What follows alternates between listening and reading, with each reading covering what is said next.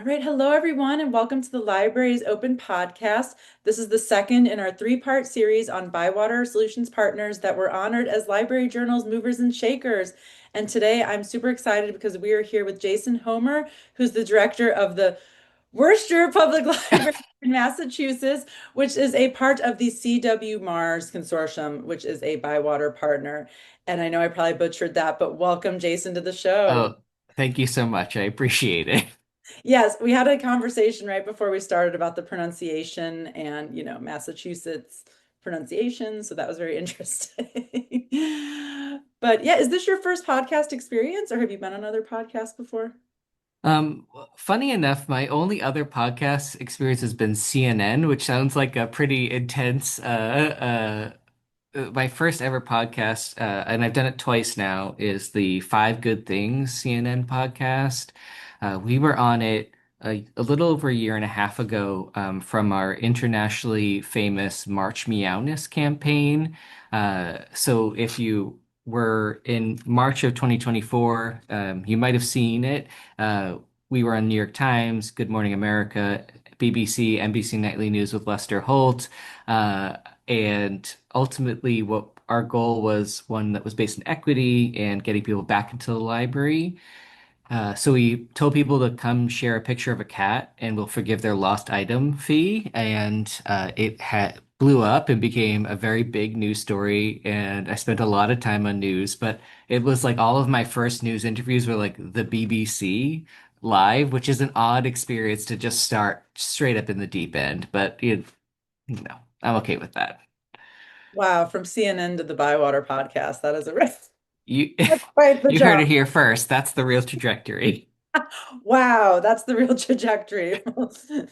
Don Lemon's got nothing on me. But anyway, Exactly, well, exactly. that's super exciting, and I love that campaign. That is so great. How cool that that got to be featured on a national spotlight. That's amazing.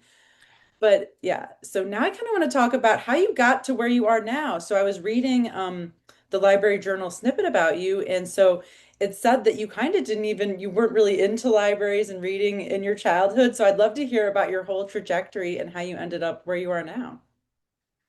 It's funny that I am really became an executive director for a fairly significant library system. We're the second largest city in New England, because I lived down the street from a library growing up, and I can probably count on my hands the number of times we went.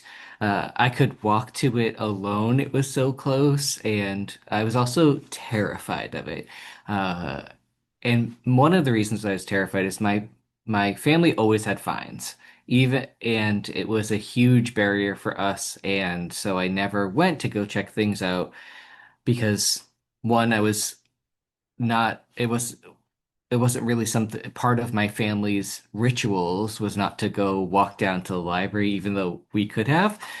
So I was terrified of libraries, and in high school, I didn't really even do a lot of reading for school. I was just someone who kind of did not find school challenging, so I didn't do anything like the like the normal slacker that is succeeding. And it was until college that I was in a forced triple, and I started spending all of my time at my college's library that I decided, wait, what do these people do? And I was totally planning on being an English teacher. And I taught for a little bit, and learned I hated teaching, not because I hated teaching, but I hated repeating myself from period to period. So the idea of talking about the Glass Menagerie, no offense, Tennessee Williams fans, but the idea of talking about the Glass Menagerie for the rest of my life sent me into a spiral that ultimately felt made me fall in love with libraries. So I guess it was a good spiral. Thank you, Tennessee Williams. Now we have the And same they- library director. So that's so interesting because that's actually very similar to my trajectory. I wanted to be an English teacher, and it was the same thing. I had did some field studies in a classroom, and I realized through that experience that it just wasn't for me. And so I also found that libraries, it was this perfect combination of the aspects of teaching that I loved while still being of public service just in a different way. So that's so interesting that that was your experience. Yeah, I think there's a very special brain to be a teacher, to be able to deliver that excitement and energy to every single lesson. And I was really fortunate to be able to in my final year of college to be able to be a long-term sub starting from the beginning of the school year. And so I was the first teacher they ever had, so I didn't have that like sub mentality. And that was really eye-opening for me to say, oh no, I don't want to do this. Yeah, for sure. Now, let's talk a little bit more about your community because you said something that I didn't realize. I didn't realize that your town was the second largest in New England. That's incredible. So tell us a little more about that because the article also talked about how your city is incredibly diverse as far as the population, and there's a lot of different needs, and your library serves a lot of different populations. So let's dive a little deeper into that. Paint the picture of your community for us. So Worcester is a has a population right now of a little around 214,000 residents. It is an old mill city that had huge development until all of the mill work in New England started to kind of fall apart, and then we became pretty economically disadvantaged. And in that time, welcomed a ton of immigrant communities, and really this is a city that's built on immigrants coming in and adding their perspective and their culture to a larger cultural tapestry. And so Worcester Public Schools, there's over 120 some odd languages spoken by students in this school system. In the public library, we have over, I think, almost 30 languages spoken by staff in the public library for the over the 108 staff that we have. A couple of them speak multiple languages, the way that only a librarian can show up and speak five languages, and you're like, what are you doing? I'm just being a librarian. Um, and so it's a fascinating city because it's up and coming. They were talking for like 30 years about a Worcester Renaissance or something to make it reemerge. And it really has in the last 5 or so years. We've seen a lot of people move out to Worcester because it became a more affordable. It's quickly outpaced itself and is no longer all that affordable.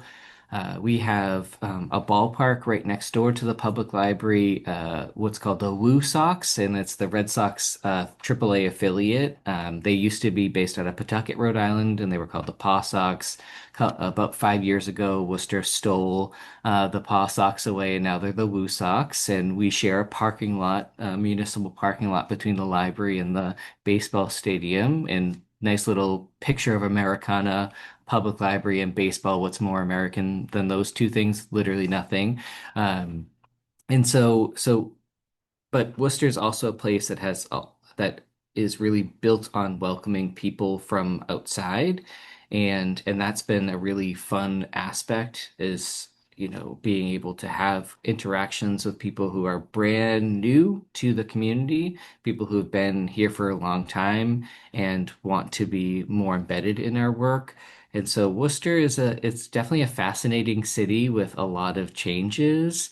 And it's been really fun as the public library to listen to those changes and say yes and to all of those pieces and ultimately build connections that has proven pretty fruitful for us right now.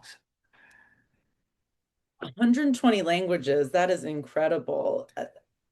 Some of them don't even have writing, which is obviously a problem for our literacy in our schools. We can't get enough books in other languages. And when we were able to, I went to Portugal 2 years ago with my in-laws, and I made everyone literally keep space in their luggage, and I brought a little weight scale to see how much, and I just put books in every single person's luggage. And I'm like, all right, you're at 50 pounds, you can go. You're at 50 pounds, you can go. Because it is hard to get more books in other languages. It's not hugely outside of Spanish, which they've done a much better job recently. We don't have the access to all of the books that we need to make sure that we have a good collection that represents our community. I think that should be an excuse for you to travel more. Maybe you could use I that as keep telling my board, I keep telling my board, if you want more Portuguese books, you just have to send me to Brazil for a month. Like, I don't, what's the problem here? Yeah, it makes sense to me. So in your I believe your category of the Library Journal Mover and Shakers was change agent. So I'd like to talk about that a little more. As you came into your role as executive director, can you talk about some of the things that you've had to change or implement in your library or needs that you have seen arise in your time there and kind of talk about that and how you have been a change agent at your library? So having being selected as a change agent was really fun and interesting and cool, but it's also one of those ones where you're like, have I done enough? And so the Worcester Public Library has an interesting story, especially around its executive director. I'm the first quote unquote executive director for the library. All of my predecessors were called head librarians, and that's still somewhat my budget title. Uh, but what happened is we had this amazing transformative library director from 1990 to 2009. So, a huge amount of time. She left her mark.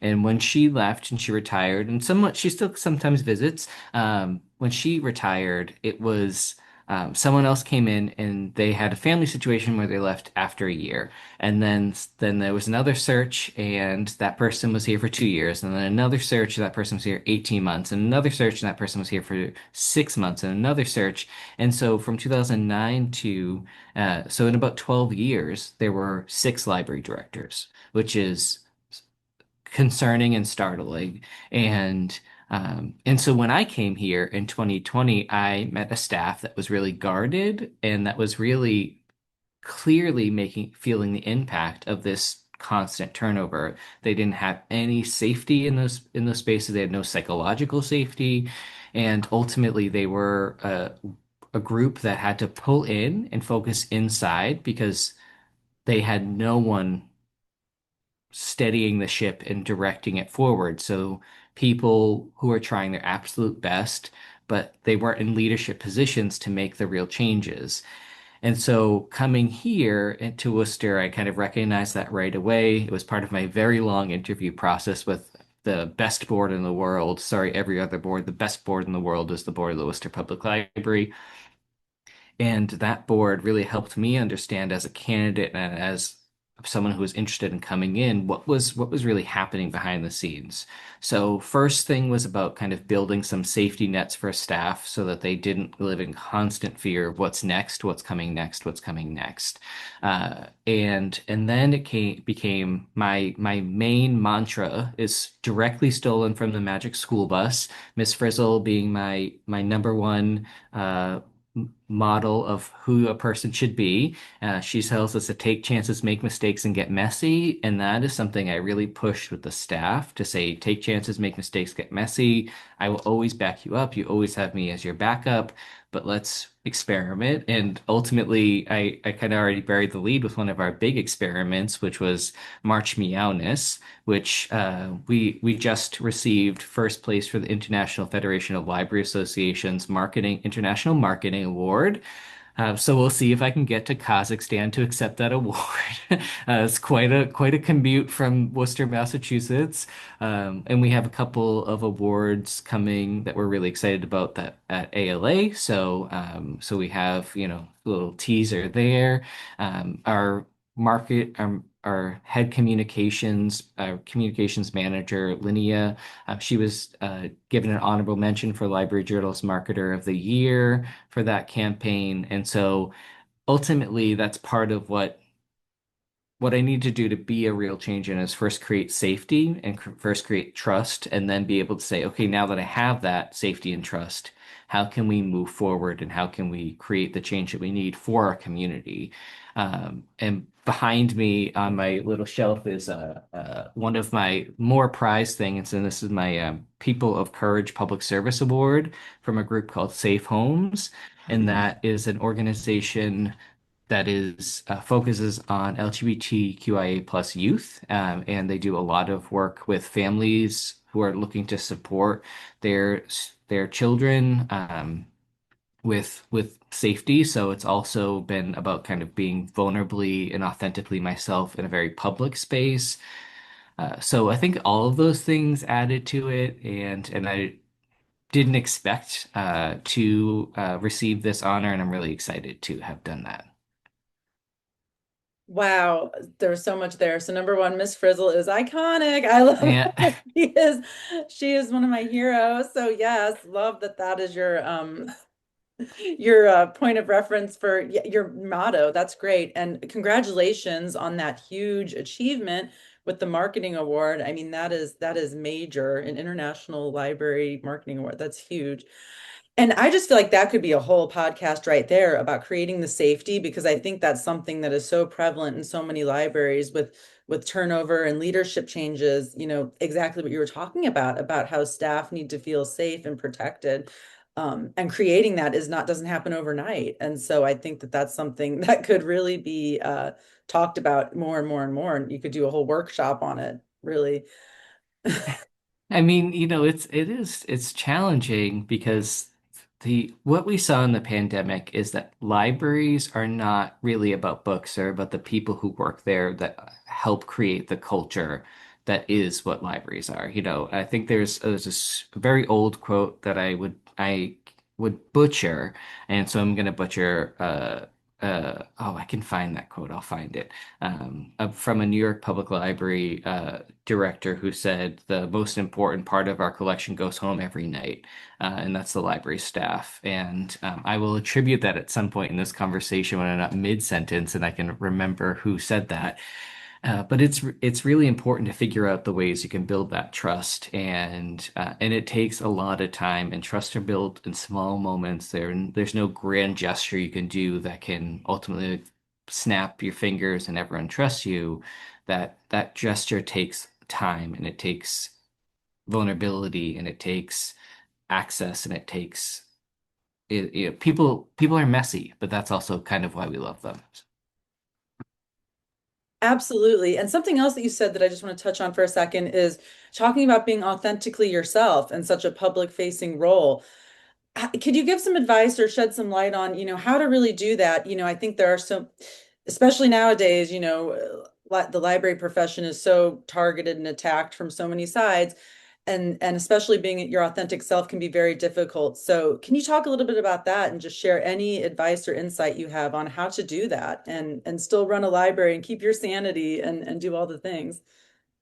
Well, I never said keep my sanity, so I think that might be an Yeah. underlying Okay. Yeah, I shouldn't piece. have said that. Yeah, let's ditch that part of the question, and um, it really comes from me. The start of that spark came when I started making the connection that it's easy to cut a concept. It's hard to cut a person that has helped you do something, and so what I often say to staff, and I've said in past libraries to staff, is it's really easy to say, if we're looking at a spreadsheet, oh, we need fire and police. Do we need the library? People do that on spreadsheets all day, every day when they're not in libraries. It's something very different and this is probably one of my favorite small stories to share, is one day I was at the reference desk of a previous library, worked for the Wellesley Free Library in Wellesley, Massachusetts, and someone came up to me and asked me how to FaceTime. And we said, and I sat her through, walked her through FaceTime. This is early FaceTime. And we set up a time. We emailed with her daughter because she wanted to FaceTime her grandkids in California. And we emailed and figured out when she would be able to do it. We set up time. She came back. We had a meeting. I showed her how to FaceTime, walked her through the whole process. She got to FaceTime her grandkids. Years later, I was sitting in front of, I walked into a room to go ask for a grant, and who was sitting on the other side of that table but the woman I taught how to FaceTime. And I asked her, it started with, how are the grandkids? And then so that she and I both remembered that I taught her how to FaceTime. And then she became my biggest cheerleader. And so that's, I think, really where that key for vulnerability comes in, is the idea that that if I can help create connections with people, then there was no way she was going to say that what my library does isn't enough because she had a personal connection to it. Because when she looked at that dollar sign, when she looked at that spreadsheet, she did not see the library. She saw Jason, the person who showed her how to connect with her grandkids. And ultimately for me, it's really an advocacy tool to add some vulnerability because people can say, "Oh, we're taxes are really high. How do I reduce my taxes?" But when they're looking through things, they're thinking about those moments that impacted them. And if we can be, as a library, be a moment that impacted every single person to the best of our ability, it's going to make it really hard to say, oh, let's just cut the library X amount of dollars so that our taxes don't go up. Now it's, well, I know what the library does with those dollars, so it's really important that our taxes do go up. Or let's take it from someone else. I don't care as long as you don't cut me, it's fine. And so my main advice and something that I do is it's hard for me as someone who goes into a service profession to think why is it it's not about me, it's about my organization. And the mental gymnastics that I do is I will do anything as long as it's for the library. And a couple years ago I was named one of the 40 under 40 for Central Massachusetts. And in that moment, it was like all about me, and I felt very uncomfortable. And there was like a red carpet to walk down and dance down, and I did not do that. I bolted. I was like, nope. But if I was there as the library director, which most people have seen me, I would be dancing down because that's part of I can make the separation. And so somewhat of it is mental gymnastics to be like, oh no, it's not about me, it's about other things. And librarians are by nature often introverts, and I do get my energy from being introverted, even though I present well as an extrovert, and I am maybe that, what is it, omnivert or whatever that phrases. And so for me, it's the vulnerability is truly about creating connections so that someone else can say, "Oh, I know why that happens," and ultimately they can help defend us as we are defending them. And so it takes also a lot of trust in your community. It doesn't come without some negativity. Obviously, as an openly gay man, I get negativity from others, especially March Meowness. There was some interesting articles about how I present, and I didn't really care about that because for every one of that, I was getting 50 positive pieces. And realistically, I could get 50 negatives as long as I get one a positive. And if someone can say, and people have said, stopped me on walking through the library to say I've changed their experience, that's an honor that really only librarians get and a privilege that we should not take lightly. And I think sometimes we forget because we're trying to solve the world's problems. But if we can change one person's problems, that is the world. Yeah, it all goes back to that FaceTime call. I mean, it's those moments I feel like that really can be the most impactful. And like you said, it turned into this whole experience, and she ended up being a big change agent. And so, I hear that all the time when I'm talking to people. It's those seemingly minute interactions with people that really are, at the crux of what we do in this profession. And also, congratulations on being honored as a 40 under 40. That's something else I'd love to do a whole series on is library directors under the age of 40, because I've talked to a few and I feel like that's a whole nother niche topic we It's a really get we're into. an interesting group, yeah. No, but just feel like that's a whole nother topic I'd love to get into sometime. So, congratulations on going through that. That's huge. Well, And if you do that, let me know. My last board was a five-person board, and when I became the library director at 33, they had a combined time on the board of over 100 years. And so it was an amazing experience to be able to work with a board that was so established, that was in themselves an institution in the town. They ran as a one slate. It was always like a perfect across the board of vote for these five same people who had been in there for so long, and being able to figure out the ways in which we could work together as me, someone who's like, well. why we're doing the things this way and trying to convince those individuals who had been on the board for 30 years, let's not have fines anymore and be able to move them in the ways in which I was and still to this day have a good relationship with them, even though I left that library. And so you count me in for that one. Okay, I'll be reaching back out to you for that. Okay, so shifting gears for just a sec. So getting to the award, what was it like finding out that you were honored as a mover and shaker this year? How was that? How did it feel? What has that whole experience been like? Well, I will be honest with you. They tell you so early that I was so impatient and I was trying it was so hard for me not to tell the world about it because they told me in like December and then they do the whole write-up and you get you work on photos and all the other stuff for it. So I was impatient as all get out. I wanted us to run, run, run, run, run.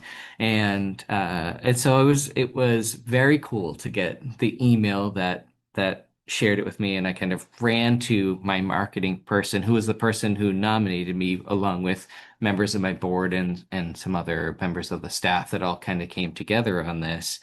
And so I ran to go tell her, and she's like, I know. And I was like, oh, okay. And and so it was a really cool experience coming from just really trying to do my best for my library and being able to have Library Journal recognize that those moments to create a larger impact. And so ultimately I was just kind of over the moon about it and I really wanted to announce to the world and I did not. I was I it was really hard for me to not tell every single person I met.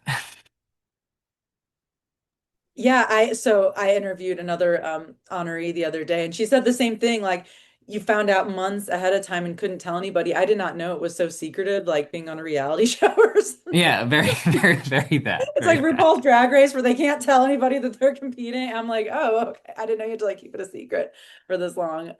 So that would have been a whole, yeah, that would have been a whole experience trying to keep that under wraps. But how exciting. And so also you mentioned too, I'm like wrapping up a whole bunch of things because we only have a few minutes left, but you Mhm. talked about your library maybe being honored at ALA this year. So I take it you're going to be at ALA and members of your organization. Yeah, there'll be a handful of Worcester Public Library staff at American Library Association Philly this year. It's actually pretty close for us. Some of my staff are taking the train there. The train ride is a little is actually more expensive than the plane ride. So sorry, CO2, I'm taking the plane. So sorry, global warming. That's very surprising, actually. Yeah. Well, okay. Well, we will be there, so hopefully we will run into you. That's very exciting. And also, is there any way if anybody wanted to contact you or ask you questions, are you on LinkedIn? Is there any, any way for Yep. So I'm on LinkedIn. Just my first name, Jason, Jason, last name Homer, Homer. There's not many Jason Homers, so I'm the librarian one. My picture is, no offense, ByWater, my picture is with me and the Baker and Taylor cats, as I quickly became the cat librarian. Although maybe I updated it with the movers and shakers. I don't remember now. One of those two pictures. But you can also find me on our website at mywpl.org. My contact information is there under Executive Director, and I'm happy to be contacted or reach out for whatever reason anyone's looking to do. Being a librarian's the best job in the world, and we should do it together.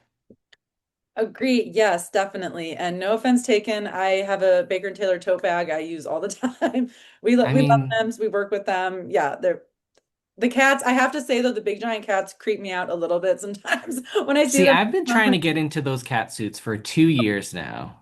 And they were supposed to send them to MLA, but it became too expensive and too much logistics, a nightmare. So at some point, I'm getting in those cat costumes. Maybe this will be the year. Maybe this ALA, they'll let you, I'm gonna make it happen. Okay. Well, I think it's going to happen. This is going to be the year. All right. Well, thank you so much. We're also going to share all the links to your social page, the library social pages, because y'all do amazing marketing work and we want everybody to see that. So, yeah, thank you so much for taking the time to be here today. This has been a great conversation. Thank you very much. I appreciate it. All right. We'll see you next time.